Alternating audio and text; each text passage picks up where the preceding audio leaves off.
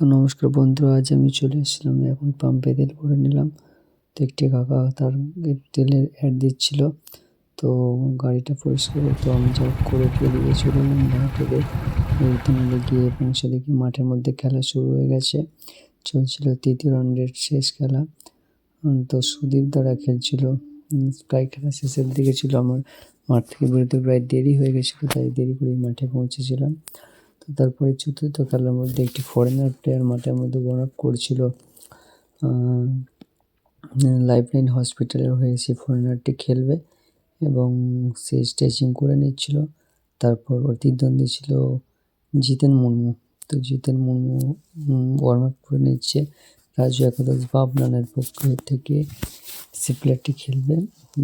তো সে মঞ্চে দেশের মধ্যে স্মৃতি কাপ দিয়েছিল মহেশপুর সি ব্রিজ, এবং তো তার সঙ্গে সঙ্গে আমি আর সুনীল দা তো কিছু নিজেদের মধ্যে একটি ভিডিও করে নিয়েছিলাম, হাসাহাসি হচ্ছিল। অপরদিকে প্রথম রাউন্ডে জিতে দ্বিতীয় পর্যায়ে সেমিফাইনালের যোগ্যতা অর্জন করেছিল জিতেন মুর্মুরা, তারাও একটু আনন্দ করে নিচ্ছিল। তো আমরা ওখানে পেয়ে গেছিলাম একটি চাকলার। তো নবদ্বীপ থেকে এসেছিল, আসতে অনেক দেরি করে ফেলেছিল। তো আমরা বিপাশা জাগলারকে দেখেছি। তো এর মধ্যেও খুব একটা ভালো প্রতিভা। তো যেটা জানতে পারলাম, দাদাটা কানে শুনতে পায় না এবং মুখে কিছু বলতে পারে না, কিন্তু তার যা প্রতিভা, তিনি মনে হচ্ছে বলকে কথা বলাচ্ছে বা বলকে শোনাচ্ছে।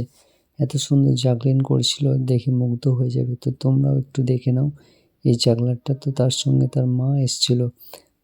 তো প্রতিটা বলকে এত সুন্দরভাবে কন্ট্রোল করেছিল, তো দেখার মতো। তো আমার তো খুব ভালো লাগছিল দেখতে। তো আমি একটু ক্যামেরা বন্দি করে নিলাম। তো তোমরাও সবাই দেখে নাও। তো ভাইয়ের দাদার এই জাগলিংটা, জাগলিং অসাধারণ, বল কন্ট্রোল দেখার মতো। না দেখলে বোঝা যায় না যে হ্যাঁ, প্রতিভা এখনও আছে আমাদের এর মধ্যে। তো অনেক দেরি হয়ে গেছিলো, তবু তো তার মা চলে যেতে বলছিল খেলা শুরু হতে, কিন্তু সে 1 মিনিট চেয়ে নিচ্ছিল। সত্যি যা সুন্দর কাজ দেখালো, 1 মিনিট চাইলো এবং 1 মিনিটের মধ্যে এত সুন্দর একটি প্রতিভা দেখালো। তা দেখার মতো দর্শকরাও দেখছিল এবং সবাই খুব আনন্দিত হচ্ছিল তার জাগলান দেখে। তো এখানে আমি ভিডিওটা শেষ করলাম। তো পেজটি ফলো করে দিও।